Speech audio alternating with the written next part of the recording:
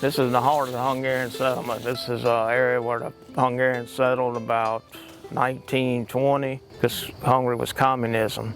So they wanted to get away from it, so they came to West Virginia and Pennsylvania, worked the coal mines. A few Hungarians were down here, so they started sending a newspaper up there to West Virginia. The families found out they had cut over land here, and they sold it cheap to the Hungarians, and they were hard workers, so they dug the stumps out and started raising strawberries.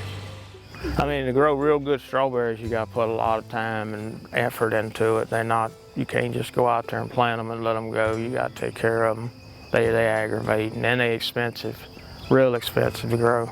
I don't know, it gets in your blood, and then ain't many people know how to do this kind of stuff, you know. When you came down this road, it was all strawberry fields, and I think now there's about 5 in this parish, Livingston Parish. In Tangipahoa, you got 7, so you got 12 farmers left.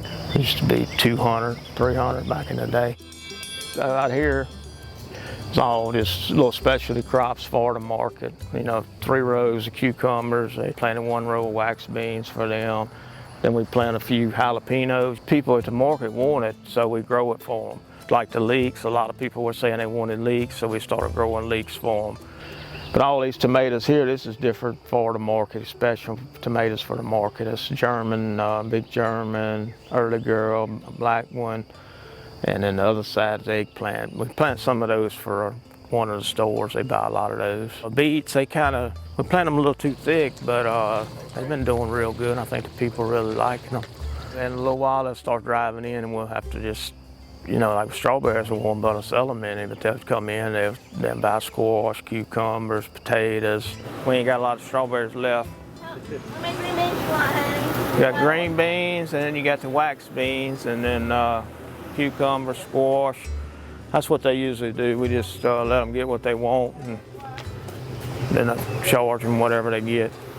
All right, let's see what you got here. 2 full bags of green beans. 3 yellow squash, 3 zucchini, 1 bundle of spinach. 5, 6.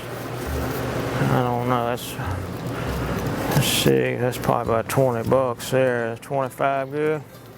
Sounds great to me. All right. They didn't have the markets back in the 80s. In the 70s, we grew a lot of bell pepper. All this was bell pepper. And then we grew strawberries here and there. It was only 2 crops, and we grew a little garden just for us to eat. And this local movement started, and the stores started calling. They still call every day wanting strawberries, and whatever we got, they'll buy. I'm an agriculture teacher, 30 years. If this virus wouldn't have came in, I would be teaching them carpentry and safety. I mean, they learn a lot more if you've done it yourself and show them how to do it. They learn a lot more, and then they love it. If I was teaching, I'd be at school right now. Let's see, what's the date? Friday? I might would take off on Friday. But Jose runs a crew, and he knows what to do. I mean, when I'm in school, they get it all done. We caught you a lizard too. I do that at school. I catch them, hook them on my ear. Sometimes they bite your ear and they hurt bad. I'll be at school and I'll catch one, and the principal should be on the intercom. Yeah, Don, back there, you ain't doing nothing. I said, now I'm catching lizards.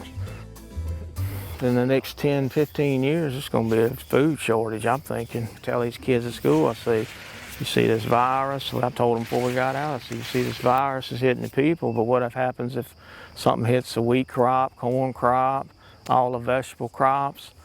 That's why you need to learn how to grow your own food. And they think about it. These are red beans here. We got a lot of people right around here that love them.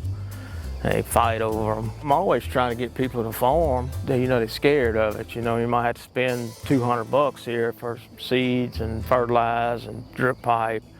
And they say, well, I'm throwing $200 away. They can't see that $200 is like an investment at the bank. You put $200 in the bank at 0.01 interest, what you're gonna get, 20 cents? If you put $200 in the field and you plant this in corn, then you might make 1,000 bucks. But you can't be scared to gamble. Well, I just love it, and it's good exercise, and the money's good. Once you grow strawberries 45 years, you about figured everything out. And I try to tell those kids at school, I said, You working at McDonald's, $8 an hour, that's okay, but you got land there, won't you farm, and you can plant mustard greens, you can make $3,000–4,000 off 10 rows, you know? But you gotta have love for it, just like you got the love for your job, right?